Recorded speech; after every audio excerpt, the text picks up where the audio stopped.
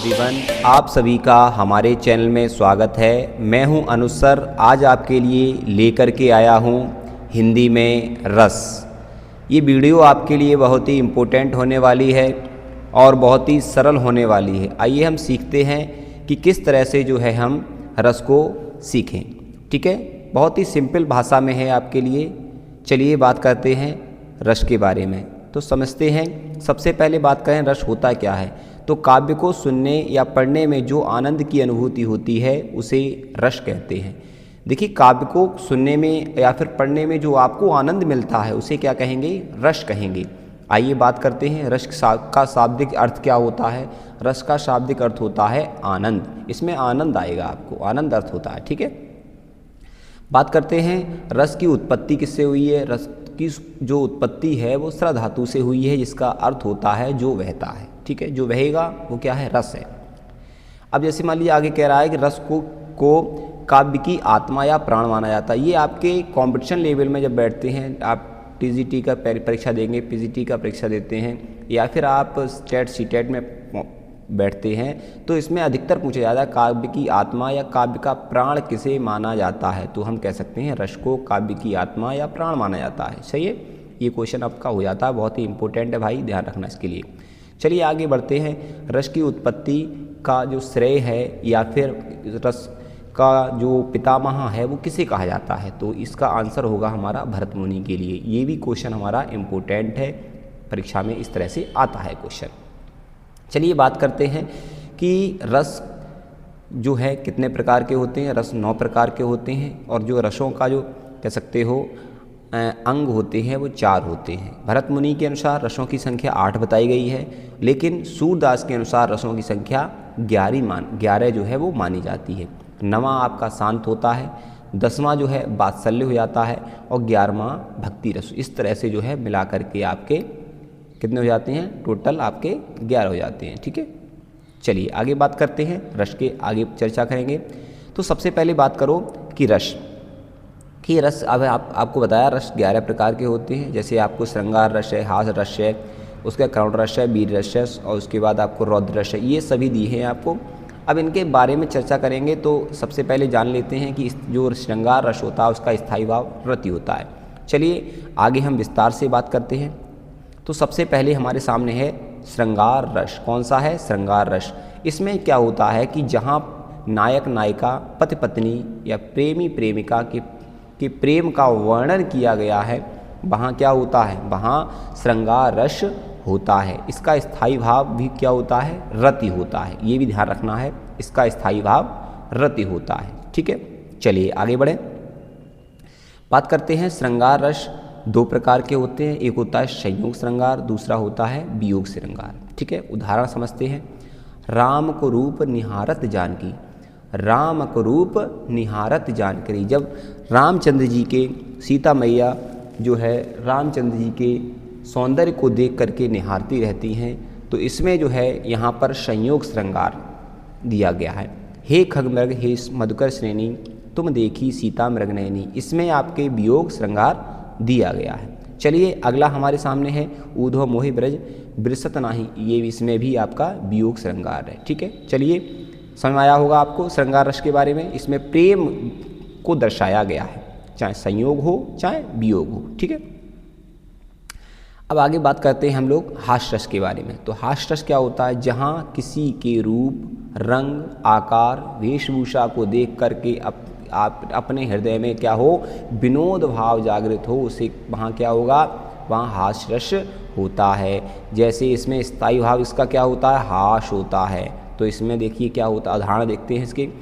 मोदक खाकर नाचता थुलथुल बाल गणेश। लड्डू खा करके जो बाल गणेश जी हैं वो क्या कर रहे हैं? नृत्य कर रहे हैं, और जिसको देख करके सभी देवी देवता जो है प्रसन्न हो रहे हैं। अगला है हाथी जैसी देह, गेंडे जैसी चाल, तरबूजे जैसी खोपड़ी, खरबूजे जैसे गाल। क्या बात है। एक है पंगा लेकर पुलिस से साबित बचा ना कोई। एक हमारे सामने एक और आता है हमारे लिए, जब बात हुई तो सामने ध्यान आ गया, बताते हैं। बुरे समय को देखकर तू क्यों गंजे रोए, किसी भी हालत में तेरा बाल नवा का होए। ये भी आपका हास्य रस से ही। ठीक है, अगला हमारे सामने है करुण रस। कौन सा है? करुण रस। आइए बात करते हैं। जहाँ किसी व्यक्ति के मरण या फिर अपने को खोने का दुख हो तो उसकी दीन दशा को देख करके आपके हृदय में जो दुख है या वेदना उत्पन्न होती है उसे कहते हैं करुण रस। करुण रस का जो स्थायी भाव होता है वो शोक होता है। क्या होता है? शोक होता है। चलिए उदाहरण के बारे में चर्चा करते हैं। देख सुदामा की दीन दशा, करुणा करके करुणा निद्रोए, पानी परात को हाथ छुओ नहीं, नैनन के जल से पग धोई। ठीक है। अगला है, ए मेरे वतन के लोगों जरा आँख में भर लो पानी, जो शहीद हुए हैं उनकी जरा क्या करोगे? जरा याद करो कुर्बानी। ये आपके करुण रस में, इसमें दुख जहाँ प्रकट होता है वहाँ क्या होगा? करुण रस। इसका स्थायी भाव आपको बता दिया सो। चलिए हम बात करते हैं वीर रस के बारे में। तो देखिए, किसी भी कठिन कार्य को करने, शत्रु को मिटाने से जो हमारे हृदय में उत्साह का भाव जो उत्पन्न होता है उसे वीर रस कहते हैं। देखिए, आप कोई किसी काम को करते हैं और करने के बाद आपके हृदय में क्या हो? उत्साह का भाव उत्पन्न हो जाए, उत्साह आपको, तो वहाँ क्या होगा? वीर रस होगा। ठीक है। इसका स्थायी भाव होता है उत्साह। ठीक है। उदाहरण जैसे मान लीजिए हमारे सामने बहुत अच्छा उदाहरण, राणा ने सोचा इस पार तब तक चेतक था उस पार। एक और है बहुत बढ़िया, बुंदेले हर बोलो के मुख हमने सुनी कहानी थी, खूब लड़ी मर्दानी वो तो झांसी वाली रानी थी। वाह क्या बात है, रानी लक्ष्मीबाई की बात हो रही है। चलिए बात करते हैं आगे। इसके बाद आपके कुछ हमारे मॉक जो है वो टेस्ट हैं आपके लिए। सबसे पहले बात करते हैं, हास्य रस का स्थायी भाव क्या होता है? बताइए, गैस कीजिए आप। क्रोध होता है? नहीं, हाश होगा। क्या होगा? राइट आंसर हाश होगा।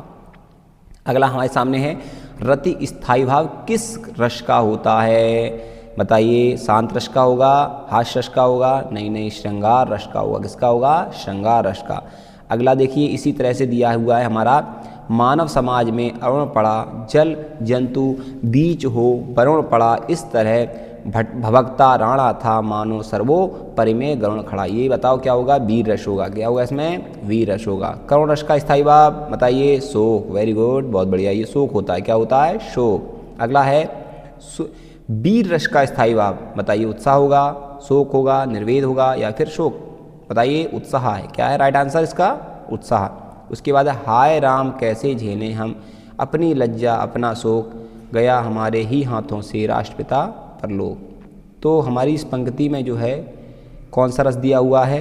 श्रृंगार रस दिया है या वियोग रस दिया हुआ है या करुण रस दिया हुआ है या अद्भुत रस दिया हुआ है?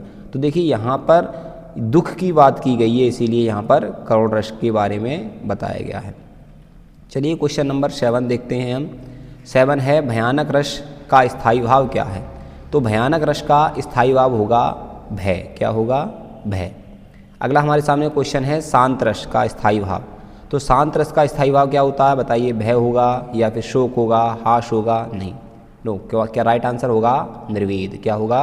निर्वेद। अगला है हमारे सामने, विभत्स्य रस के बारे में जो उदाहरण पूछ रहा है। तो आँख, इसमें जो स्थायी भाव होता है वो होता है घृणा। ठीक है। इसमें आपको कोई से में आपको घृणा दिखाई दे रही है तो वो आपको राइट आंसर हो सकता है। तो क्या क्या कह रहा है? आँखें लिखा है, निकाल उड़ जाते, क्षण भर उड़कर आ जाते, सब क्या लिखा है? शव जीव खींच कर कौवे चुगला चुगला कर खाते। तो इसका राइट आंसर क्या होगा? यही होगा, पहला जो ऑप्शन आपको दिखाई दे रहा है, फर्स्ट ऑप्शन। अगला है अद्भुत रस। अद्भुत रस में आप जानते हैं कुछ आपको आश्चर्य की चीज़ दिखाई दे तो वो है अद्भुत रस होगा। देखते हैं, इसमें भी फर्स्ट ही और इसका ऑप्शन है, देख सुदामा शिशु के मुख में सकल विश्व की माया, क्षण भर वह क्या हुआ? क्षण भर को वह बनी अचेतक, हिल न सका, क्या लिखा है? हिल न सकी कोमल काया। यशोदा मैया ने जब उसके कृष्ण कन्हैया के मुंह में देखा तो उन्हें क्या दिखाई दे रहा था? उनके लिए पूरा ब्रह्मांड उनके मुंह में दिखाई दे रहा था, वह हिल भी ना सकी। इसमें क्या दिया हुआ? अद्भुत रस दिया हुआ है। ठीक है। आई होप आपको हमारी वीडियो समझ में आई होगी। अगर हमारे चैनल पर आप नए हैं तो हमारे चैनल को सब्सक्राइब कर लीजिए, बेल आइकन अवश्य दबा लीजिए ताकि आपको इसी तरह से जो है आपको हर वीडियो आपको प्राप्त हो सके। ठीक है। Thank you so much, bye.